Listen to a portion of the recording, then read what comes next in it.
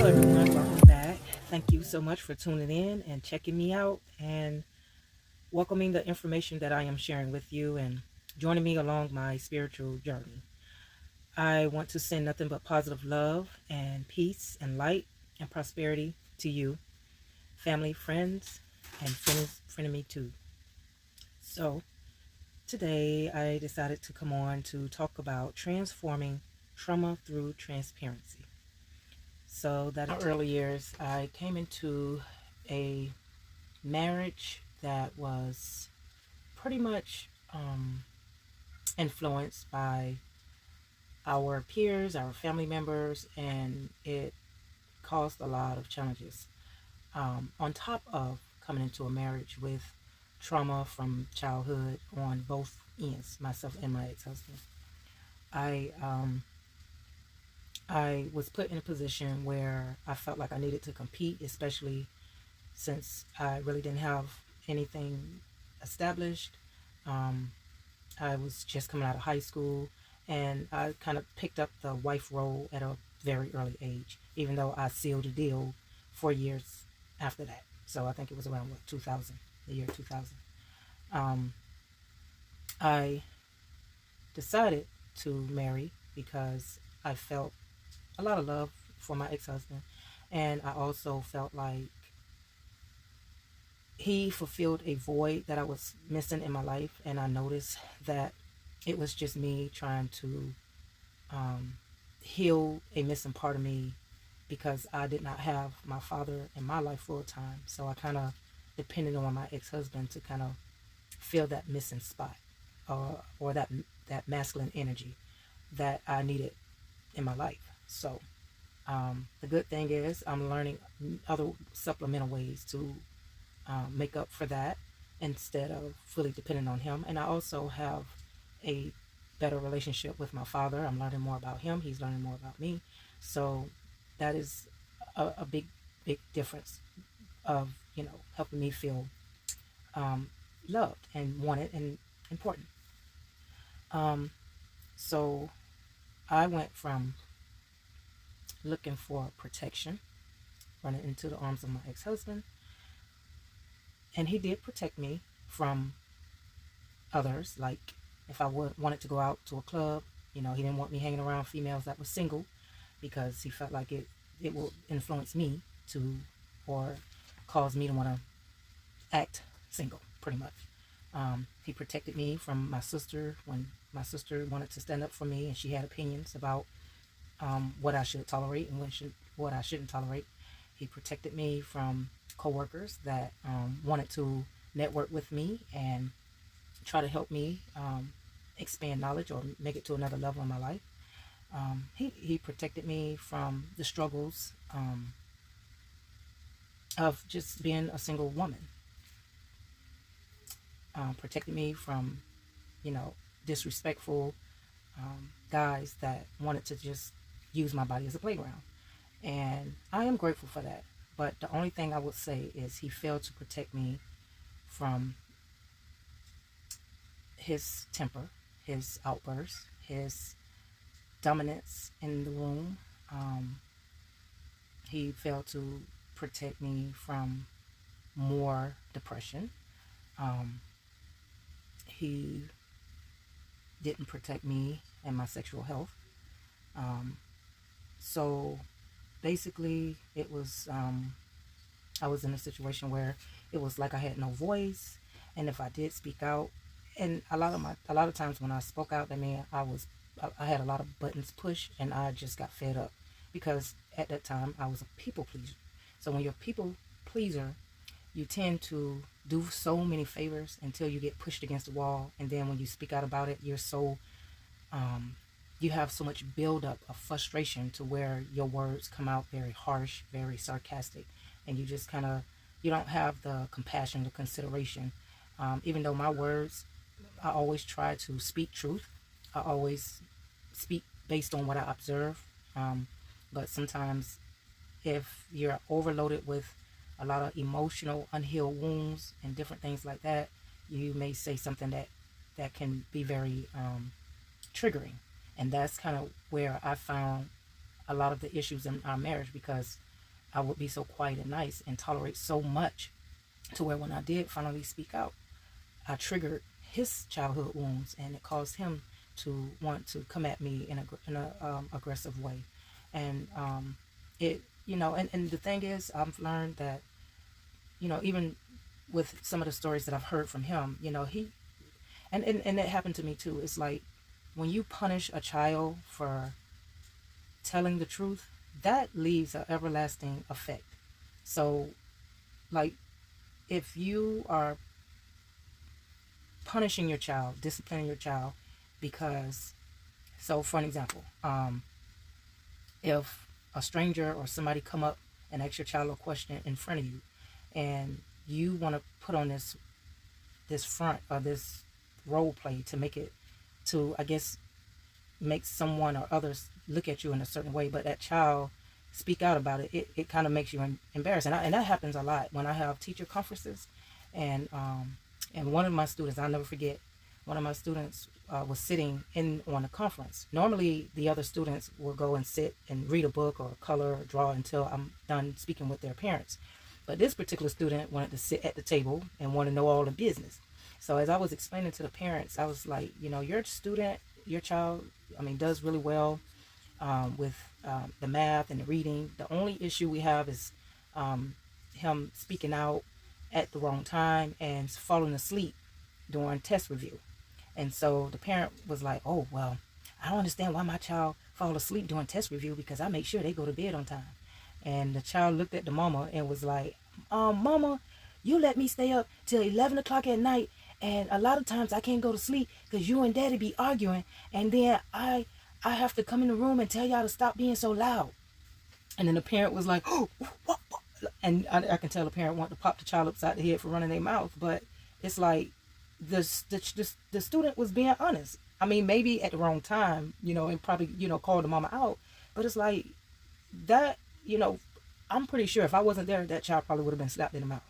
And that's the problem. It's like when you start off teaching your children that they don't have a voice, they cannot be expressive, they cannot speak out about truth, about things that they have experienced, it causes them to mute the inner.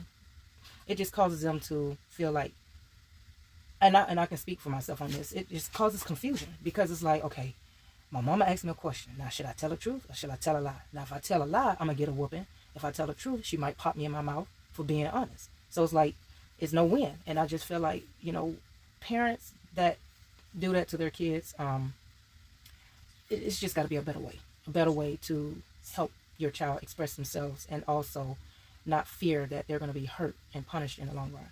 So I feel like this is why a lot of adults grow up lying, because I used to say to myself, no, I didn't always tell the truth, but I never told like big lies to the point to where it affects somebody's money, it affects somebody's life, it affects somebody's livelihood, just the whole works. And I know it's no difference between a big lie, small lie, white lie, black lie, but and I know a lie is a lie, but it's like when I ask an adult a question, what's the fear? What? And that's the problem. If you're coming into,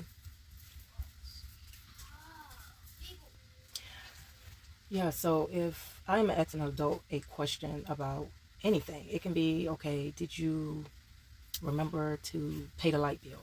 Or did you remember to take out the trash? Or did you, anything? And then they have to lie. To me, that's like a childhood trauma that they need to fix. They need to acknowledge, because I am not the type that want to fight somebody if they don't do something right. I'm not a Jesus. Why lie? I'm not going to judge. I'm not going to put you in heaven or hell.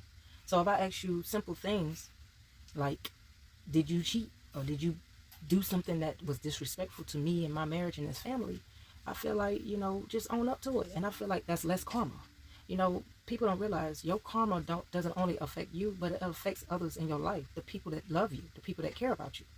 And we wondering, why so many bad things are happening around us or to our loved ones in the family.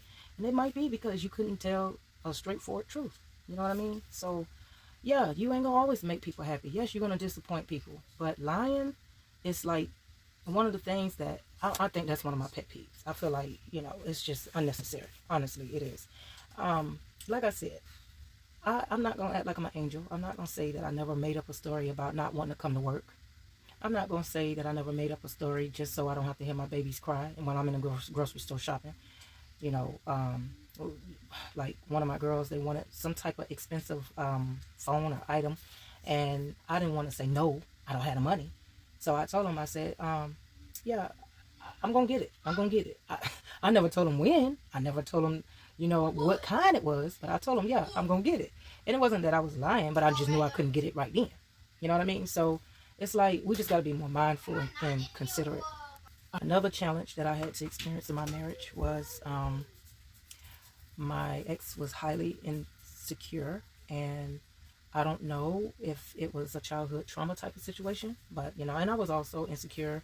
I wasn't that, it wasn't like, it didn't consume me to the point to where I had to um, make demands like I was told that, you know, oh no, why are you masturbating? Well, you know, you're making me, you know, think that you're not being pleased. And I'm like, well, maybe because I spent most of my early years in fear, maybe because I wanted to love safely, but I just didn't know what side that I was going to get. Maybe because I was depressed, maybe because I had to work, go to school, take care of children, and I just wanted to do something for me. But it was a big deal to, you know, my ex. And then when I asked him about the porn and the addictions, it's like he denied, and he felt like, okay, I do one thing or one part of it, but I don't do it like the way you think I do it. I don't know how you do it, but it's done. And I'm like, don't judge me for learning more about me and my body, and I won't judge you. And that's just kind of what I felt. Now maybe you guys can share some comments and tell me, because I'm still learning. That was my first marriage, and I married very young. So I tried to get other opinions, and I tried to talk to, you know, my pastors and things like that. But I told you, it's a lot of topics that most of the pastors, they're not ready for. And you can't find it in no Bible. So it's almost like you got to feel your way through life.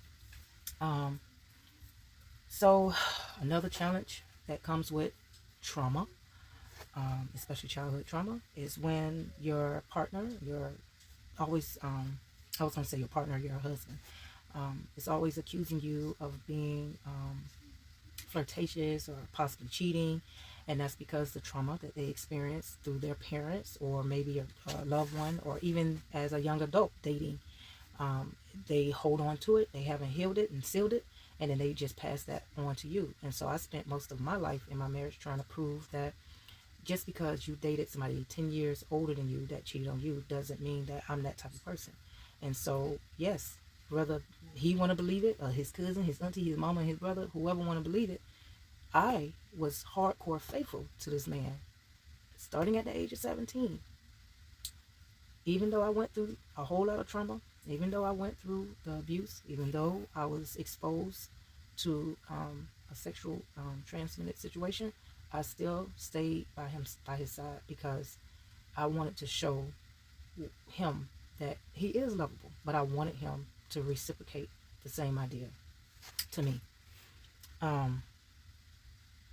It had got so bad to where we was just losing respect for each other. It became more of, it went from a marriage to him bringing family in our business, to they're getting in our business, getting in our money, to the point where my family started getting involved. And it went from a marriage to just surviving, and to roommating, to now we're just occupying each other's space.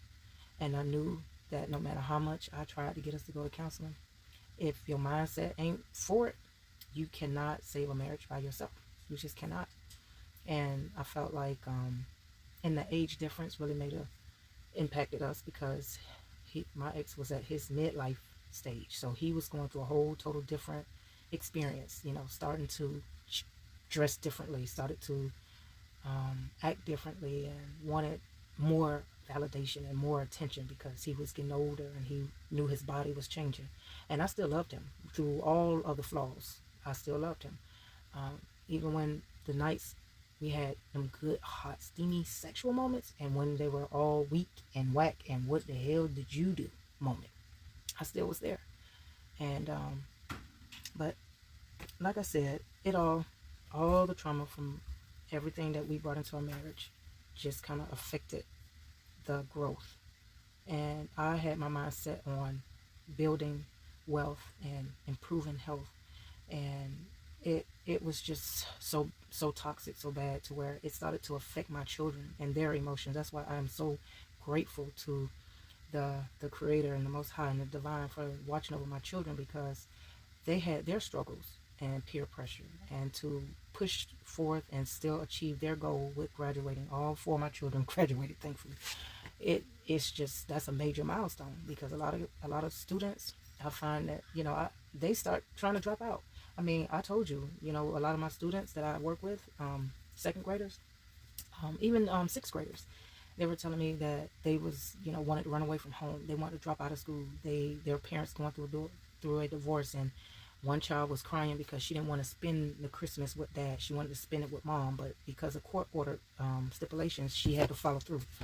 So I can understand the mental stress that that get passed on to the children, even when they love both parents. But it's like when both parents can't see eye to eye, and that's because of hurt. That's because we're just not healed enough to where we can take out the time to be civilized and hear each other out. So that's why I'm so big on healing, and I'm not going to preach to you guys if I don't practice it. So, and like I said, it's not going to be a miracle overnight. It's an ongoing condition, because when you become traumatized, I'm pretty sure if you didn't get healed right then when it happened, that means it started to add up. Each year you don't get that counseling, that healing, that spiritual guidance. Each year that just stacks on top of stack, on top of trauma, on top of trauma, on top of trauma. So, like I said, I am really, really trying to help others, because I was very lost, and I did not feel like the help that I was seeking just wasn't coming fast enough. I was under so much pressure to where I think I developed a double dose of PTSD. And it lingered on so long throughout my years, to the point to where it started to develop into depression. And so when I went and I would talk to the counselor about me being depressed, she would ask me, well, did you move? I said, yes. Did you have to what did she say? Did you have a job change? I said, yes. She said, well, yeah, that can cause depression. I'm like, oh my God, this lady don't even know. She don't even know half of it. But that's pretty much how she came up with her diagnosis. Just asking me those few questions. I always was ashamed to open up about a lot of the stuff that I talk about in my videos. But, like I always say, there's always someone out there that's struggling with some type of addiction, some type of issue. And some are more horrific than others. But I just know I work with a lot of young mothers, a lot of teen moms, and I noticed that a lot of their stories sound very similar to mine. When you're lacking things in your childhood, you try to seek it out when you become an adult. And sometimes you are searching in the wrong place because your vibration isn't right, because you're lacking knowledge. And so when you start learning more about yourself, more about your history, even from, it's not even just about religion. It's not just about what great grandma used to cook a long time ago. I mean, it's about what your body can tolerate when you're eating. And so, let me tell you, I'm going to get to that part.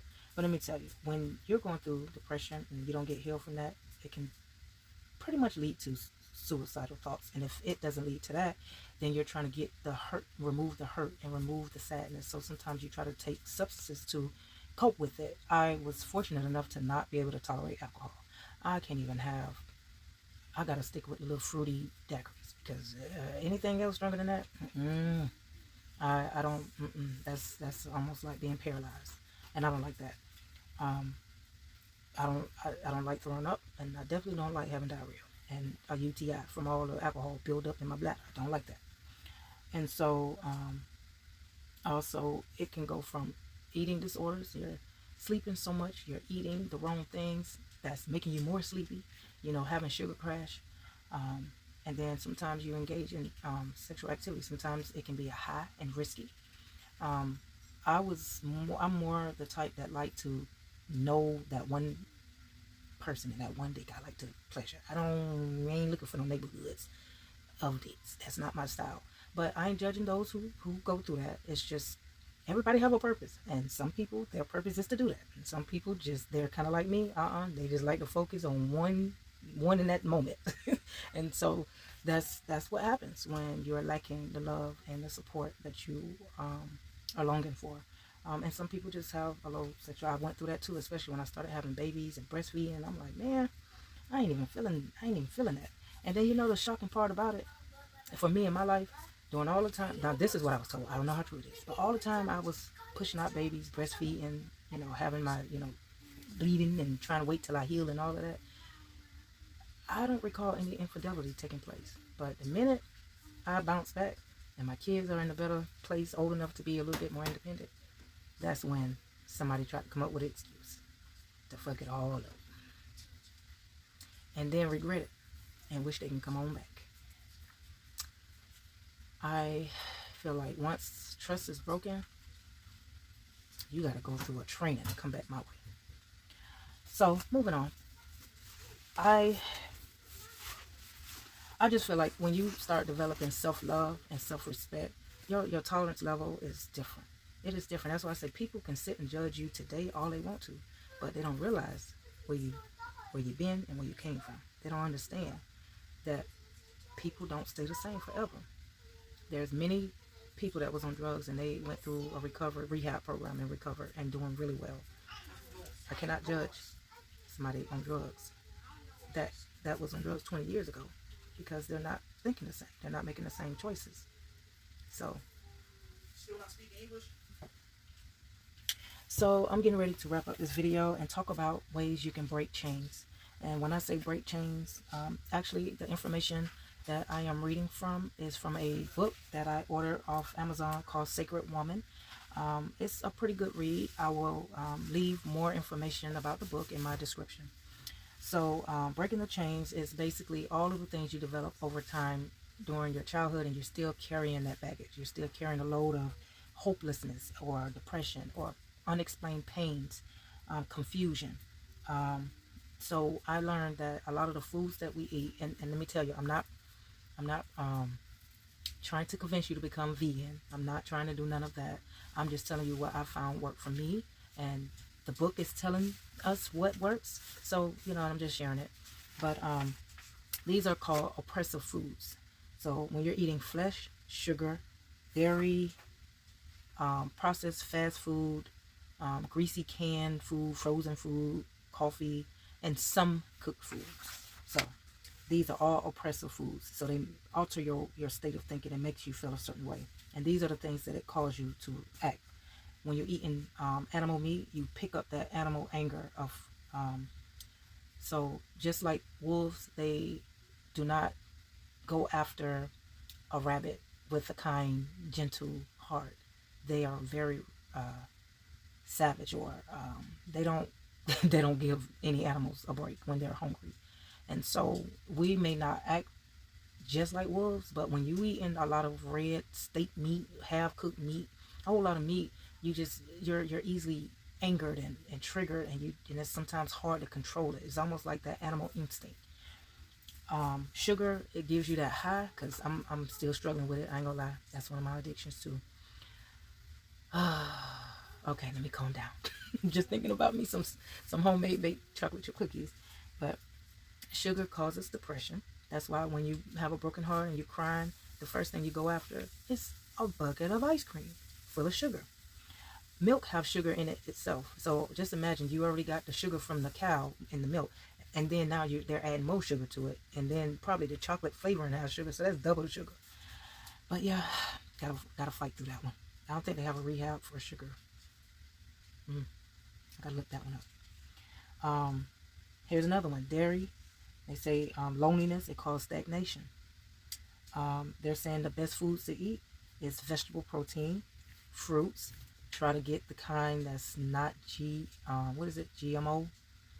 I know there's a lot of hybrid fruit veggies, like broccoli is not normal, peanuts, even though I know peanuts is not a veggie, but maybe it is, I don't know.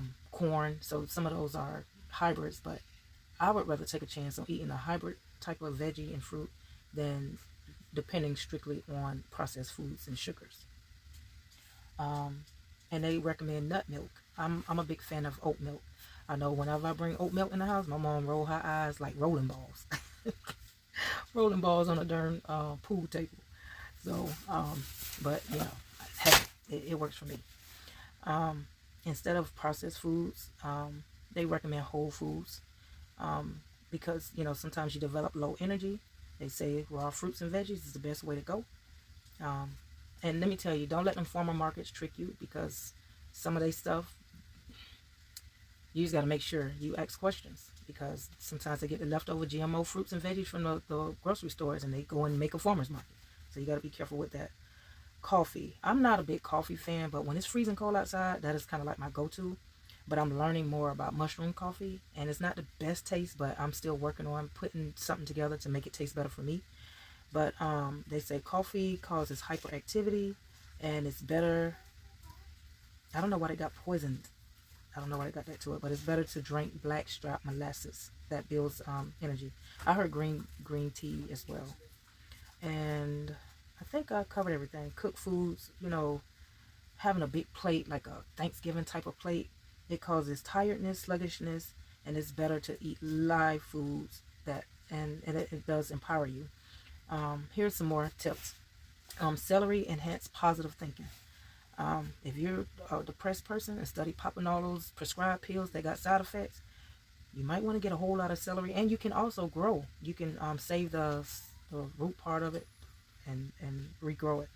Cucumbers enhances forgiveness. Oh, I need to get a whole lot of those. Spinach enhances creativity. So that's why Popeyes was very creative in beating up Bruno. Let's see. Broccoli sprouts enhances physical and mental strength. So maybe you can pop some of that in with your smoothies. Spirulina brings forth a strong generation. And I'm going to read one more. There's a lot more, but I don't want to make the video too long. Fresh peppermint is good with, it restores hair, skin, and nerves. So, yeah, like I said, these are some things that I'm learning more about. You know, I grew up in the 80s where a lot of this information was not as popular as it is today. And so soul food was my family go-to. But even though the soul food, they knew how to get down with some soul food, we had a lot of obese family. I had a lot of obese family members, a lot of family members that was lazy, didn't stay on jobs because of the foods and the alcohols and the addictions, trauma. I had a lot of family members that had a lot of diabetes, health issues, heart issues, hair issues, couldn't grow hair out. It was just a lot that my family did not know because they lacked knowledge, and they made choices that really affected not only their mindset but their body as well. So if we want to break the generational curses that have been going on and breaking the family down year after year after year, we have to be willing to make the changes. It's not just about learning that, you know, Jesus is some story that the Romans and Greeks came up with. It's more to it than that. It's about how to survive in your avatar as long as you possibly can to fulfill your purpose, the contract, the spiritual contract that you signed. And then also, I had took some notes on something else about. I know I said I was going to conclude this, but this is getting too juicy for me. I love stuff like this. I love it. I would rather learn more about this than be sitting in a darn university for 4 years to learn about something that's not going to help me mentally grow, financially grow, and spiritually grow. That's what I'm saying. But these are okay. So let me get my words right. I'm kind of shifting over to a topic that's relatable but a little different. Okay. I know a lot of people have a hard time believing in witchcraft. I even had a hard time believing in that. But now that I know how the spiritual warfare takes place, see, it's not about you running around with a gun and you shooting like you out there on the field. It's almost like a mind type of spiritual warfare. And people try to intimidate you and dominate you and make you feel less than. That is a type of spiritual warfare. And so these are some things that you need to recognize within yourself. And this will tell you if somebody is trying to create a spell or try to create spiritual war with you. All right, so if you're tired all the time and you done drunk a whole cup of coffee and you are very active, which I don't condone coffee, but if you got to get your cup on, that's your business. and you know that you're tired and you have no reason to be tired, most likely somebody is working some spells on you. You have like dark circles all around your eyes, and you did get enough sleep, and you're not lacking in any vitamins, most likely that's a spell. You having nightmares for some odd reason all the time, often, it's a spell. Unexplained pains in your body, you know that you very physically fit, and you haven't did anything, haven't had any accidents, and you're having these unexpected pains, and you are eating clean and drinking clean. Yeah. Let's see, you're having frequent accidents, making careless mistakes. Now, I know one person been on their job for 10 years, and they used to make careless mistakes, but when it's a mistake that is unchangeable, that was like way out of this world, well, I ain't gonna say way out of this world, but was very life-changing and very devastating, that can be karma. That's not always somebody casting a spell on you. That means you done curse your own ass because you made some poor choices. And because you've been ugly toward people and taking advantage of people and mind gaming people. Yeah, accidents happen that way too. And also remember, love spells are sex spells. Somebody can throw it down in the bedroom because they want to shut your ass up so they can control you and keep pulling the bullshit they've been pulling. That's also a spell. Well, it just causes you to be addicted, and you don't understand why you the only one trying to come after love and want to be around somebody, but they act like they don't see you, they don't hear you. That's also considered a spell, a sex spell. That it exists. Energy can be transformed, but you got to stay protected. You got to stay protected, not just carrying crystals. Yeah, they are helpful, but it's your mindset. You can't have a good, healthy mindset if you're eating a whole lot of fucked up food, processed foods, drinking, addictions, partying. You just breaking yourself down. You making yourself vulnerable for spells to be activated and work. But when you are highly covered and protected, and you are making improvements in your life, that stuff don't bother you. That bounce right off you and move on back to them. So, or whoever's casting a spell, so, which that's who they call like lords and stuff like that. But anyway, it's good to have candles, white candles. It's good to have a small altar. But I'm gonna let you read more into the book, and it will tell you a little bit more of how to set one up. Until next time, I want you to look in the mirror, say affirmations, love yourself. That's how I healed. I did a lot of I did so many affirmations because these are things that I wish I would have heard someone tell me. But let me tell you, no matter who your parents are, whether they are healthy minded, no drugs, good status, no matter who your parents are, their job was to bring you into this world through a portal. After that, they provide the basic essentials, but you're on your own. You're on your own with how they can set the foundation, but from that point on, you can't depend on them 100% for everything that you need. You have to really try to pull it together and get it. You have to and pray and hope that you get lucky enough to have the right guidance and the right healthy foundation. So anytime you fall down, feel depressed, sad, you have something to go back to so you can rebuild your strength and expand your knowledge. But anyway, I'm done now. I'm done. I'm gonna wait till next weekend. I love you. Stay positive. Peace out.